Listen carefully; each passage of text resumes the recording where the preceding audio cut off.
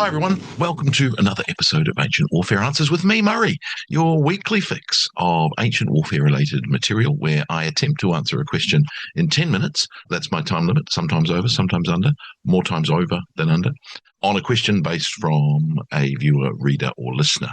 And of course, what I do, I answer questions. You can ask me a question, send me a postcard. You can send us an email, comment on a previous video, podcast. You can send me an email, murray@caravanseraipublishers.com. That'll get to me. And of course, you can back us on Patreon, one of 3 different levels. They've changed recently, but they're still the same names of levels. So you've got Legionary, Optio, and Centurion.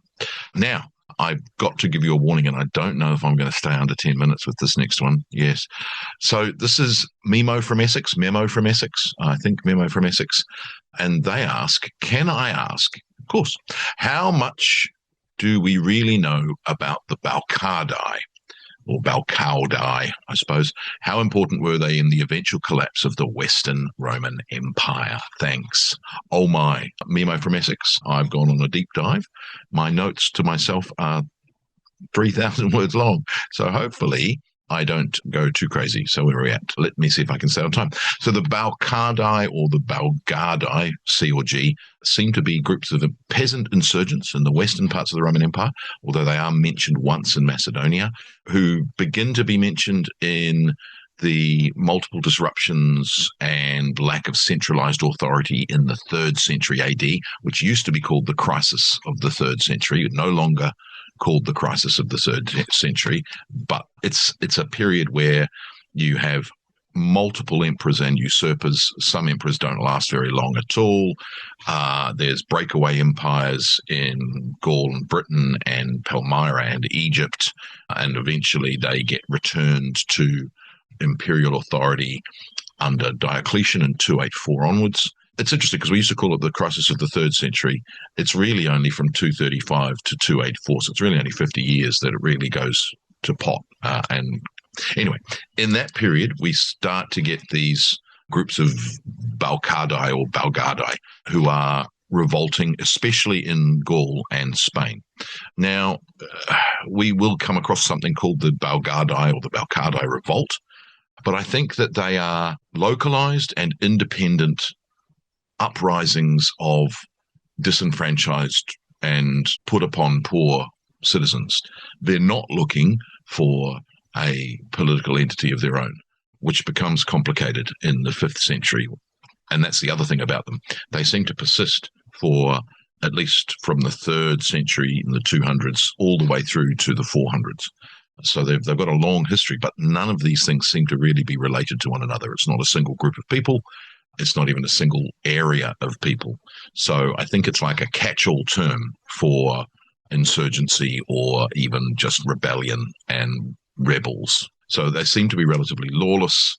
They also seem to be blame all for the ills facing the empire at a particular time, which is a really useful tool for an emperor to re-establish authority. Blame everything on the Bacaudae, when in fact the Bacaudae they aren't a cause, they're a symptom. Anyway, and so they generally, I think, consist of the lower classes who felt they were being taken advantage of or being disadvantaged by deprivations from invaders that the Roman authorities weren't defeating, or too much tax or things like that. Okay, so in the 3rd century, you've got foreign invasions by Goths and more from the 250s onwards.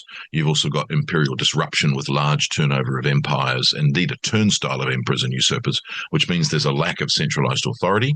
And what you get is people saying, we can do better. And probably the fact that central authority was in abeyance led to large groups of brigands trying to take what they thought they were owed from towns, farms that they saw were wealthier than they were. And so what you find is that these tribes of bands of Bacaudae are interested in looting and pillaging, not in establishing a power structure of their own. I think I just said that. And the other thing is that they seem to be independent and they don't band together. They are groups in different areas. Other people have suggested that they may have been not only disenfranchised peasants and other impoverished peoples, but they may have involved thugs, brigands, deserters from the legions, and even escaped slaves. Now, if you have a brigand group recruiting deserters and escaped slaves makes some sense. However, if you have a disenfranchised group who think they've been put upon, it's very difficult to see how they would recruit escaped slaves as opposed to just take them as slaves for themselves, or indeed for deserters, because, part of the issue of the rising of the Bacaudae is that the Roman armies haven't been defending them from foreign invasion.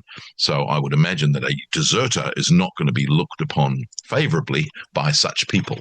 So in a way, that doesn't seem to make any sense, and there are horses being put before carts.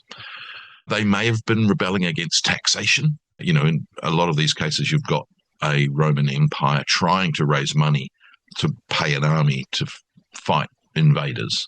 And when you've got a usurper, as opposed to the government in Ravenna, the idea, of course, is that who you're paying the taxes to increases, the amount of tax increases. So in a way, it could be revolting against taxation. But again, in those situations, hiring thugs, runaway slaves, and deserters seems unlikely to a group of impoverished, disenfranchised peasants. However, these were men out for their own recuperation, taking what they thought they were owed, not groups looking to establish an authority of their own in a particular area. Okay? The word Bacaudae or Bacaudae is given different etymology. It might have meant fighter or basically rebel. And it starts to get bandied about for all sorts of things that may or may not have anything to do with them, which we'll get to. So in that first instance, in the 3rd century AD, the Caesar Maximian and his subordinate Carausius put down the first set of Bacaudae revolts in about 286, when Diocletian becomes emperor and starts to establish a strong centralized authority once again. We do get named leaders of the Bacaudae, in that case, Amandus and Aelianus. Now, this is where you get this interesting thing. If they are Gallic or Gallo-Roman landowners who asserted themselves as leaders of a particular group, that doesn't seem to be what the Bacaudae are doing. They could, of course, just be rebel leaders like Spartacus, but it's hard to know. We get some references in some sources. So there's four main sources. Zosimus, some poetry, and the panegyric of Maximian by Claudius Mamertinus, written in about 289. He talks of the Bacaudae uprisings around Lyon, Lugdunum, calls them simple farmers sought military garb. The ploughman imitated the infantryman, the shepherd, the cavalryman, the rustic harvester of his own crops, the barbarian. So he calls them two-shaped monsters, monstrorum biformium, who are both citizens and lawless pillagers and criminals. So, yeah, the lawless criminals with leadership looking to establish their own political entity, there's some contradictions going on there. You get some more Bacaudae rebellions in the 4th century under Constantius II. Probably, again, there's a foreign invasion by the Alemanni, and there are other troubles on the Persian frontier, which Constantius is preoccupied with. So again, tax and recruitment, probably people going, hey, this is too much. We're going to take what we're owed. They're not looking in this instance to establish their own political entity. Constantius sends his commander Silvanus against them, but he himself rebelled. So we find Aurelius Victor telling us that the Bacaudae are now attacking cities.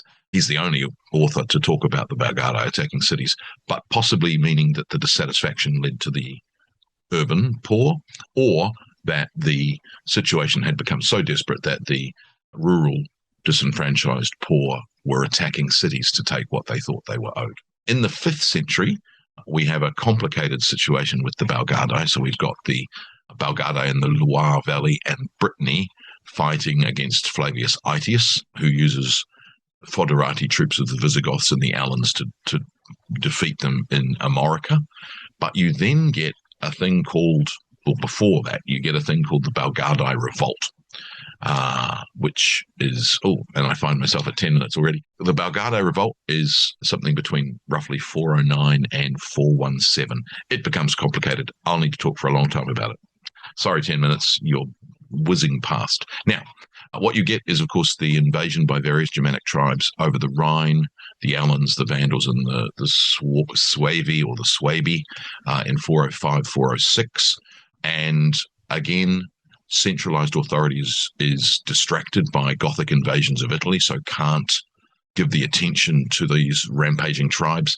And so you get rebellions of people going, right, we're going to take what we want. They're sometimes described as groups who are looking to defend their own area, so they're kind of like a militia. And in some cases, then, are they the same as people looking to take what they think they're owed rather than, so that, they're both termed Bacaudae, but they're not, which we'll get to. So it's also complicated because you then have some instances where they may have allied with the barbarian invaders to get what they want, which means they're different again. So you've got Italy under Radagasius, and so the Gallic army has been moved to Italy to help defend, and therefore Gaul is empty. You've then got the British usurper, Constantine III, who is in command of Britain. He then usurps and spreads his usurpation into Gaul. So he's taking over in Gaul, essentially to say, I can defeat these foreign invaders when Honorius in Italy can't. But at the same time, you have the Bacaudae. So either the Bacaudae are rebelling against Constantine III and against Honorius, or they're just taking what they feel they're owed for some other reason, at the same time as you have this usurpation civil war being fought around them, which is problematic. Because you then have a very complicated situation where you've got Constantine III having a breakaway empire until 411. Then you have another breakaway emperor, Jovinus, who is normally said to be a leader of the Bacaudae, which is very different from what they've done that far. They haven't had a leader. They haven't had an imperial candidate to put in place. So I think that the Bacaudae rebellions going on around Gaul at this time are completely separate from the usurpations of various imperial candidates. So you've got Constantine, who establishes a peace with the Vandals, the Alans, and the Swabi, establishing his own empire. Finally, however, we get Honorius able to take on Constantine, defeat him. But throughout that time, you actually have Bacaudae. Now, the most interesting one is where Honorius's general Sarus is besieging the city of Valentia, which is Valence in southern Gaul.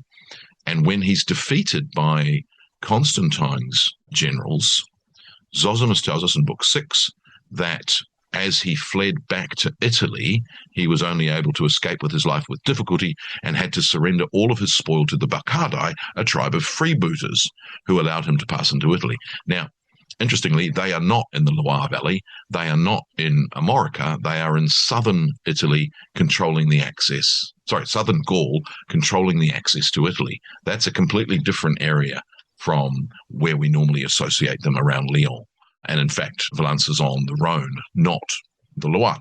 Anyway, so where we then get to is these other authors. So there's two. One is a Roman poet called Claudius Rutilius Nematianus, who wrote a voyage home to Gaul in 416, and he talks about Gaul being disfigured by immeasurably long wars and that he wept for his homeland, but that it was now time to rebuild it.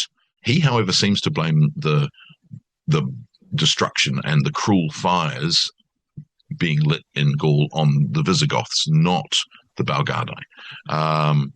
Now, the tribes of Bacaudae, tribes is probably the wrong word, groups of Bacaudae is probably better because I don't think they are actually linked. They, of course, are trying to defend themselves. We then get this usurpation of Jovinus. Again, I don't think he's actually associated with the Bacaudae. He is associated with them. Our sources are especially poor.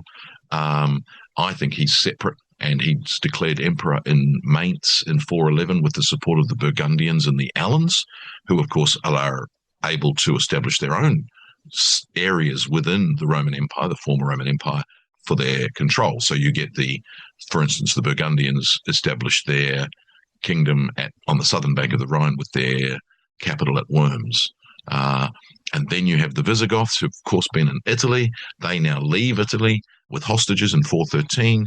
They are basically going to join Jovinus, but they fall out. They then defeat Jovinus and then go on their own rampage again. And at the same time, these Bacaudae are still around, so they're not associated with Jovinus. You then get the end of the Jovinus revolt, and they're lawless, and basically they get stopped in 417 by the Visigoths being used by Honorius's generals to put them down. So they seem to be groups of lawless individuals seeking recompense that they think they are owed by the government, not a group looking for their own empire, which is kind of confused. You then get this Flavius Aetius again using the Alans to suppress them. We find Saint Germanus of Auxerre associated with them. He intercedes on their behalf that they not be put to death. But then their leader, another leader of the Bacaudae, a guy named Tubato, attacks the city of Tours. And so they're, of course, again having to be put down and suppressed. But I think that these attacks are, let's take what we're owed rather than let's establish our own political entity. It's not a civil war. It's an uprising, but an economic uprising, if that makes sense. And of course, when they're defeated at Tours in 442, it's the future Emperor Majorianus who defeats them. Following that meant the Franks could, of course, push their frontiers forward, and they push it to the Somme and capture the towns of Tournai and Cambrai, which may make it seem as though the Bacaudae under their leader Tubato have allied with the Franks. Hard to know. And so you've got all of that coming along. There's an issue that they may also have had a different religion. So, for instance, you've got Nicene and Arian Christianity at the time. These all got the Pelagian heresy. So Pelagius argued that humans are, by divine grace, have free will to achieve human perfection. And the Niceans were very much against that idea and suppress the Pelagian conspiracy or the Pelagian heresy. So it's possible that the Bacaudae are, in fact, Arian or Pelagian Christians, and they're basically being hard done by Nicene authority. I don't know. That's possibly why we find at this point in time in the mid-5th century mention of the Bacaudae in Macedonia, which sort of implies that they are economic rebels, various parts of the empire, but that may also be faith-based. We don't really know enough to be able to say that. They also begin to appear in Spain, in Hispania, and so you've got all sorts of groups of these things. They're not the same peoples.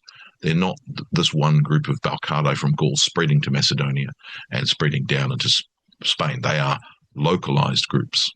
And so you've got all of that. They're used, again, in Spain. They ally with the Suevi to attack Roman cities, which again implies that they're allying with barbarians, which is odd because those were their enemies. But it also implies that if they did that in Spain, they may have done it with the Franks up in Gaul. All right. We get the 5th century Christian polemicist Salvian in his work on the government of God, talking about the misery of the Roman world was due to the neglect of God's commandments and the terrible sins of every class. Now, he names the Bacaudae, and he talks about the harshness of the rich towards the poor, and their own greed drove the poor to join the Bacaudae and flee for shelter to the barbarian invaders, which kind of paints that picture. Now, of course, the Bacaudae, and you may have already got this idea as I approach 20 minutes, oh dear, in the aftermath of the French Revolution in 1789 and in the 19th century revolutions, you get the identification of the Bacaudae as ancient versions of contemporary poorer class unrest. So they become seen as an expression of national identity amongst Gallic peasants and the first revolutionaries, essentially a French Revolution 2,000 years before, 1,500 years before. And so you get them talked about as Gallic peasants seeking to overthrow the oppressive Roman rule and realize the values of liberty, equality, and brotherhood, which, of course, the French national motto today, liberté, égalité, fraternité, which is not what they are. They're take what we're owed. You, of course, then get Marxist historians re-exploring them in the 20th century, seeing them as examples of rural discontent and class warfare. Again, they're not that, because it's not them trying to establish a Marxist state, or indeed any state. They're just trying to take what they think they're owed.